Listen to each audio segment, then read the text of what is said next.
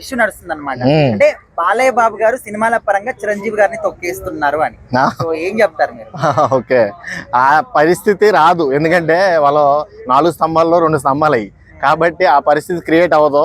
ఒకే రోజు release date అంటున్నారు కానీ అది చాలా ఫేక్ న్యూస్. అది ఒకే రోజు ఇలా పెడతారు. ఒక స్టార్ హీరో అటు పక్క చూస్తేనేమో నందమూరి ఫ్యామిలీ నుంచేమో బాలకృష్ణ గారు పెద్ద హీరో అయితే, ఇటు మెగాస్టార్ మొత్తం ఇండస్ట్రీనే నిలిపిన వ్యక్తి, అంటే 3వ వ్యక్తి, 2 వ్యక్తుల తర్వాత 3వ వ్యక్తి. కాబట్టి అలాంటి డెసిషన్లు ఏమి ఉండవు.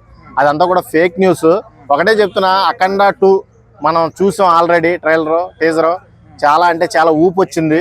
దానికి కూడా ఎక్స్పెక్టేషన్ పెరుగుతున్నాయి. అలాగే విశ్వాంబరకే చిరంజీవి గారు మొత్తం కూడా ఆయన డెడికేషన్ మొత్తం పెట్టి చేశానని ఒక ఇంటర్వ్యూలో చెప్పారు. అదే ఇష్యూ అక్కడే మొదలైంది అన్న. ఇప్పుడు విశ్వంబర నుంచి ఒక టీజర్ వచ్చింది, సాంగ్ వచ్చింది, అయినా కూడా దాని గురించి ఎక్కడ మాట్లాడలేదు.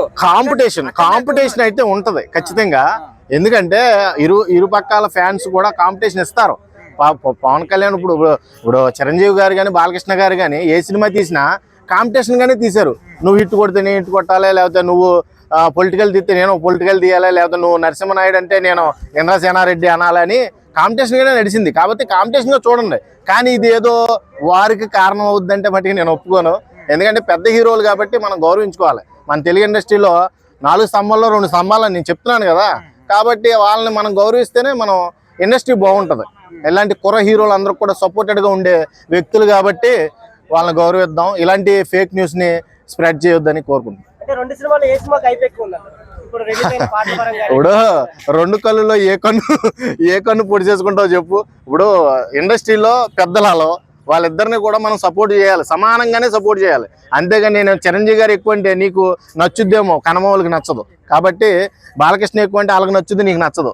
కాబట్టి ఇలాగ మనం తేడా చేసి మాట్లాడొద్దు ఎవరిని కూడా. ఇండస్ట్రీ ఎదుగుతుంది. ఈ రోజున బాలీవుడ్ వాళ్ళు భయపడుతున్నారు మన ఇండస్ట్రీని చూసి. అది మనం సక్సెస్కి ఒక పునాది వేసినట్టే, అర్థమైందా? ఇలాంటి వ్యక్తుల వల్లే ఆ సక్సెస్ అనేది వచ్చింది. తెలుగు ఇండస్ట్రీని నిలబెట్టిన వ్యక్తులేలో.